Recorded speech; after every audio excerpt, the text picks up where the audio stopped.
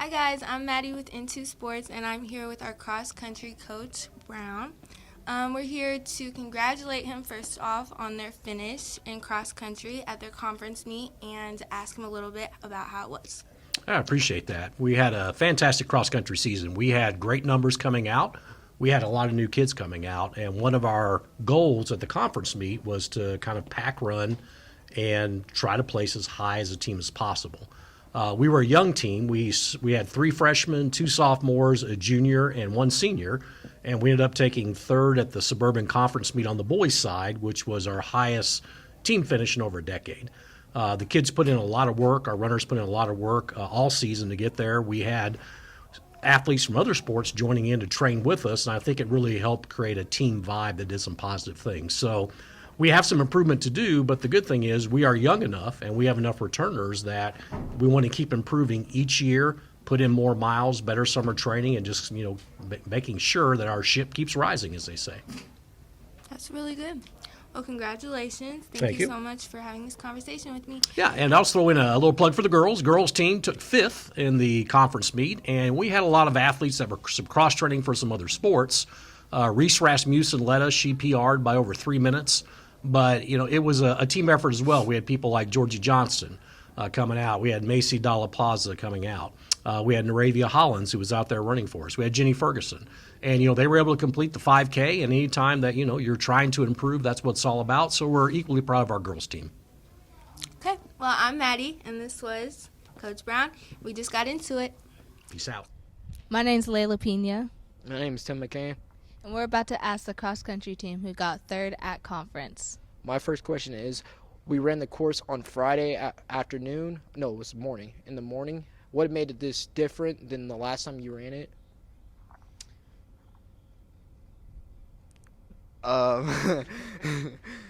What made it different? It was the same course, and I've ran that course in the past, and we've changed it up. But what was really different from the practice and from the meet was not really the course, but the people. I wasn't really worried about the course. It was a nice, easy, flat course. But I was more worried about getting caught behind people and getting trampled over and things like that. I didn't run the course the first time, but the second time it was pretty easier. It was easier than last districts before. It felt really good running on practice, and it was even better running at the meet because there was more people you had to keep up with. I mean, the whole time practicing, I was just worried about, what would I do in the race and the whole time. So I wasn't really trying the whole time. And the temperature difference, even though it was still windy yesterday, it was even colder Friday. Kind of like he said, it was freezing yesterday compared to the practice on Friday. But, I mean, it still was tough either way. Yeah, I agree with them. It was really freezing that day, and it made it a lot harder to run. The course, I would say, was very easy, but the weather made it a lot more difficult. Mm-hmm.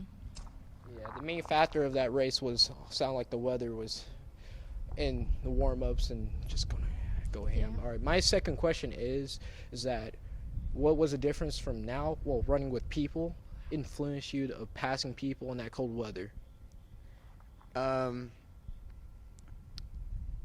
I just wanted to place districts, and I didn't know how, so I thought the only way to do that was to get top places, and so that's what influenced me to pass people, was just to get up there so I don't miss out on districts.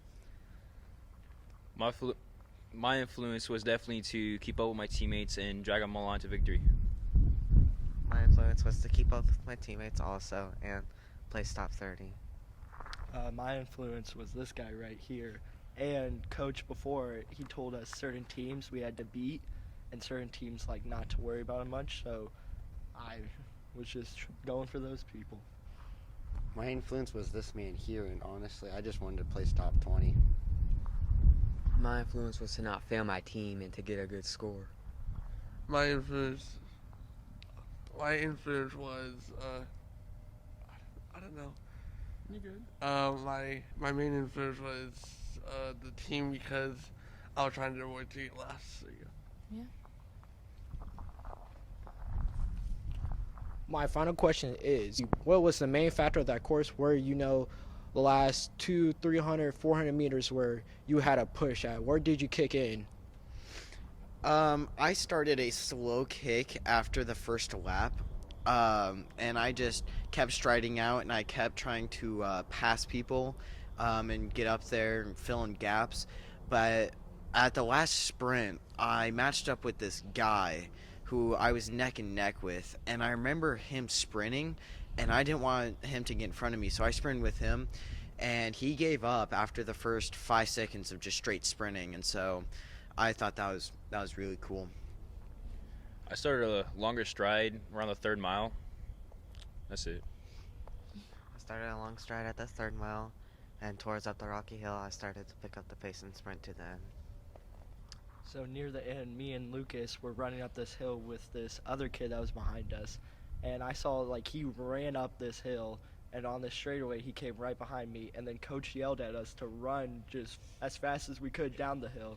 And then as soon as I saw him fall back, I was like, okay, me and Lucas are in the clear, we're just going to finish this out. I kind of started off the race a little fast, but then I just kept pushing up every hill I could as fast as I could. It has to be the hill that was at the end. It was a log one, and we had to do it twice. I would say that would have to be the hardest part. I started to increase my pace at the slower mile, and I started to sprint at the finish line.